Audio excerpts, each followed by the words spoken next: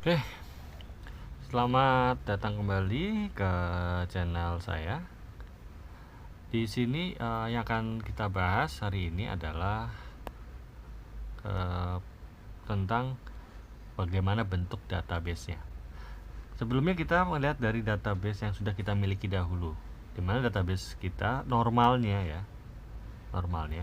itu memiliki data-data seperti data user, data apa ya, mungkin data kita ngomong dari data kita dulu, dimana kita punya data user. Di sini saya gambarkan dengan gambar orang. Di sini saya gambarkan data user itu adalah orang ya, user. Nah terus biasanya untuk yang sifatnya ini adalah karena ini perusahaan, dia pasti ada kayak semacam relasi ke misalnya posisinya dia, posisi. Nah di sini kita gambarkan seperti ini.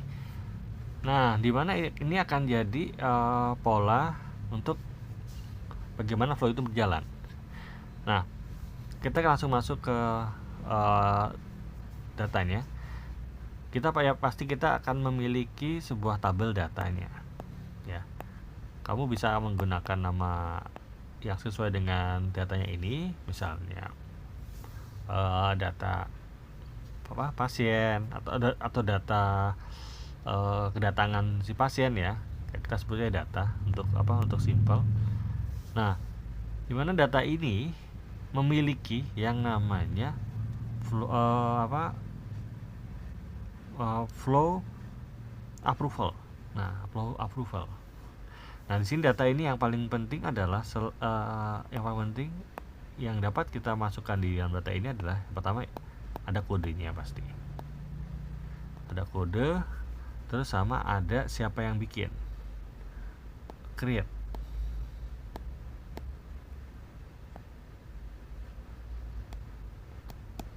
Created ya. Nah, kalau artinya udah ada yang ngebuat, nah kita akan bisa langsung lanjut ke istilahnya approvalnya, APP. Kita sebutnya APV. Nah, di sini kita bisa jelaskan bagaimana flow-nya dari si data ini. Misalnya gini, maksud saya, data ini itu memiliki 3 approval. Jadi mungkin bisa dibilang bahwa nanti sini ada 3 field approval. Jika kamu menemukan sesuatu yang lebih gampang, maka silakan gunakan caramu. Kalau enggak, bisa pakai menggunakan cara ini. Tapi kalau pakai cara ini, bisa dibilang nanti ini akan ada bentuk model yang kita sebut sebagai one to many, one to m sebenarnya, tapi 1 min m nggak apa-apa. Nah, di approval ini adalah tipe approvalnya. Tipe di sini mungkin terkait nanti si itu siapa aja, tuh sama usernya yang bisa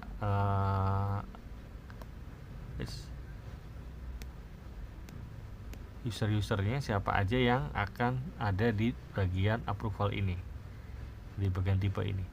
Nah, kembali ke yang sebelumnya ya. Di sini, kalau di sini kan kita cuma ada 3 nih, yaitu kasir, dokter, sama apoteker. Tapi kalau kita lihat di sini, sebenarnya yang ada itu ada 2, ya kan?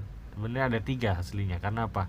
Ketika dari dokter, dia harusnya balik ke kasir untuk membayar, lalu lanjut ke apotik. Dimana apotik ini sebenarnya kan nggak ngurusin duit. K itu sebenarnya namanya juga kasir ya, karena dia ngurusin duit. Ya, tapi ini saya asumsikan bahwa ini sistem udah otomatis. Jadi ketika dia sudah di kasir itu sebenarnya dia udah kena charge, tapi dia charge-nya itu nggak dikasih saat hari itu juga. Jadi charge by system. Oke, itu tuh udah terlalu maju ke depan, tapi kita abaikan aja. Nah, kalau di sini ya kita bisa buat tipenya itu ada 2. Jadi itu adalah tipe si apotek sama si dokter gitu. Nah, karena datanya sudah saya sebutkan itu one to many ya, one to many ya. Sekarang kita ngomong ke bagian detailnya. Detail. Nah, ini detail ini yang harus diperhatikan karena tidak semua detail itu ditampilkan kepada si user, ya kan? Nah, ini karena detail sama ini sifatnya satu-satu, maka ini one to one lah istilahnya. Kenapa sih harus dipisah?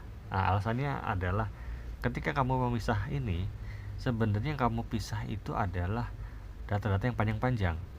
Karena ketika nanti kita udah terjun ke lapangan, kita akan menemukan bahwa data ini terlalu banyak sehingga tabel yang ini itu sangat mungkin banyak berubah. Sehingga dengan adanya table detail, maka kamu akan mengubah macam-macam di detail, tapi yang core-nya itu nggak keubah. Nah, kamu bisa nentuin apa aja core yang, kalau ini sebenarnya disebut data master. Data master itu sebisa mungkin itu tidak berubah. Kalaupun berubah, itu pasti ada alasannya kenapa. Misalnya ada salah yang input misalnya, itu kan salah ya, itu saya betulin. Tapi secara normal itu tidak boleh berubah gitu, kayak kode itu nggak boleh berubah, terus misalnya yang di create juga nggak boleh berubah, tanggal bikinnya juga nggak boleh berubah sebenarnya lah. Nah, jadi ini sebenarnya bisa dibilang ini sebenarnya saya sebut data, tapi sebenarnya itu terpisah dua, itu adalah data master dan data detail. Nah, untuk yang data detail itu seperti yang kita bilang pada pembahasan sebelumnya, nggak semuanya data ini ditampilkan. Nah, untuk mengkontrol apa data yang ditampilkan, nah itulah yang kita kenal dalam sisi web atau sisi programming yang disebut controller. Ya, controller. Bukan controllernya sih sebenarnya, mungkin lebih kepada view-nya yang akan ditampilkan itu apa aja. Jadi misalnya controller itu sebenarnya tugasnya itu adalah mengkomunikasikan apa ini data yang akan dikirim, tapi dia nggak membatasi apa yang ditampilkan, karena sebenarnya itu jatuhnya itu ke view. Jadi bisa dibilang controller itu ngasih 50 data ke view, tapi dari view dia lihat nih kondisinya, oh siapa yang lihat, tipe mana yang lihat, oh tipe 1 ini, tipe 2 ini, tipe 1 hanya boleh lihat ABC, tipe 2 ABC ABD misalnya, AB atau AB aja gitu. Jadi dibatasin dari view. Cuma agak nyusahin karena dengan begini kan jadi kontrol dengan banyaknya konsep seperti ini kan jadi membingungkan. Karena apa? Kita membaca di mana nih kalau mau ada perbaikan. Misalnya ada permintaan bahwa oh ini ada ada penambahan nih. Dokter bisa lihat tanggal lahir kalau sebelumnya gitu. Nah, kita kan harus mikir, wah betulnya di mana nih. Normalnya pasti kita akan berpikir benernya itu di controller. Tapi mungkin beberapa orang yang mungkin yang udah senior ya, masa mikirnya betulnya di view, karena apa? Jatuhnya kan itu tampilan. Gitu. Tapi data-data yang perlu itu udah dikirim dari controller. Jadi ada 80 data, controller ngirim. Tapi di view munculin cuma misalnya 20. Gitu. Karena sesuai dengan itunya. Nanti kalau misalnya dibaca oleh orang ini, nanti dibaca dengan kondisi lagi tipe apa gitu, misalnya lagi tipe approval atasan, misalnya approval dokter misalnya gitu, atau approval apotek misalnya gitu. Nah, itu apa yang bisa dilihat, nah itu sebenarnya jatuhnya ke view. Ya, sebenarnya bukan sesuatu yang berdebatkan, karena apa? Ini kembali ke gimana konsep dari kamu. Apakah semua maunya dikontrol? Semua ada di controller ya, ujungnya nanti kontrol jadi gemuk, atau dipisah-pisah. Oh ini bagian tampilan, maka jatuhnya biar view yang kerjain. Oh ini bagian controller ngasih data narik data sama ngumpulin data, tapi dan juga insert data. Kalau saya bisa bilang controller juga banyak nih kerjaannya nih, input iya, ngambil data iya, update data iya, banyak kan. Nah, sedangkan view ya cuma nerima doang gitu. Jadi beberapa dari kita kok begitu ya, ya udahlah view kasih kerjaan aja gitu loh, biar nggak terlalu berat di controller. Ya kalau controller semua ini kerjain capek dong view. Itu view ngapain, cuma nambahin doang. Ya kalau ini penting juga, sama juga seperti itu, tapi jadi berat di controller, jadi gemuk, jadi susah bacanya. Nah, oke, kita kembali ke poinnya adalah sebenarnya gini, inti dari pembicaraan ini adalah apabila semua data ini tipenya adalah yang dikasih ada butuh verifikasi, yang harus kamu lakukan adalah kamu membuat sebuah tabel untuk verifikatornya siapa aja gitu. Nah, selain itu kamu juga harus buat satu lagi ya, ini memang harusnya dipisah dari detail, yaitu adalah data flow. Kenapa data flow ini harus dibikin? Karena ini adalah flow dari approval yang terjadi. Ketika kita ngomongnya approval yang banyak nih, minta ampun, maksudnya bukan hanya cuma 2 orang aja yang dihadapin, tapi bisa sampai 10 atau lebih. Kamu harus butuh sebuah historical yang menunjukkan kapan ini di approve, kapan ini dijalankan. Nah, seperti itu. Nah, intinya oke, dan nanti ujung terakhirnya adalah, nah ini yang perlu digarisbawahi ya. Kalau kita ngomong data ya, data ini sebenarnya terdiri dari detailnya. Kalau nangkap dari yang pembicaraan kita sebelumnya ya, kita lihat ada detailnya ya. Detailnya itu bisa dibatasi. Nah, ada lagi bukan detail, yaitu adalah approvalnya. Jadi siapa aja aktor yang bisa melakukan approval gitu. Ini mungkin bisa dibilang ada yang dibuka siapa aja orangnya, ada yang nggak bisa dilihat atau ditutup. Ya tergantung, ini istilahnya kayak on or off gitu ya. Jadi sama seperti atas, bisa dilihat atau enggak, itu tergantung.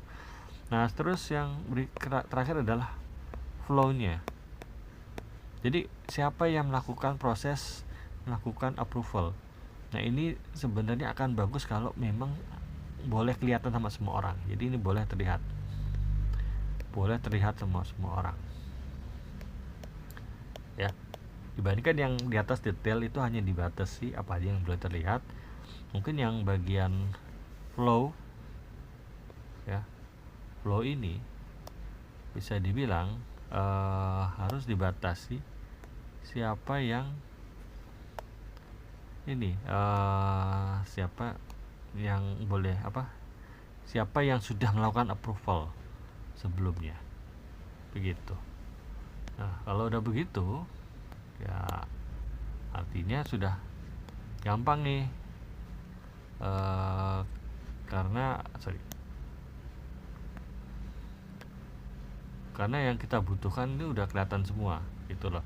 Sini ada detail, ada approval ya kan, siapa aja orang melakukan approval, siapa aja orang-orang yang akan melakukan approval, atau mungkin orang-orang yang sudah lampau, kita tidak tahu. Terakhir adalah flow-nya, siapa yang sudah melakukan approval. Nah, seperti itu. Nah, dari pembicaraan ini ya kita bisa dapat gambaran bahwa semua data itu harus memiliki history ya. Kalau data itu pasti ada detail, pasti ada masternya, dan mana bisa dibilang adalah yang kita masukin pertama kali itu sebenarnya disebut data master. Data master itu ada sesuatu yang tidak boleh berubah. Kalau bersifat ya, namanya data kan nggak mungkin berubah ya kan, istilahnya ada dinamis.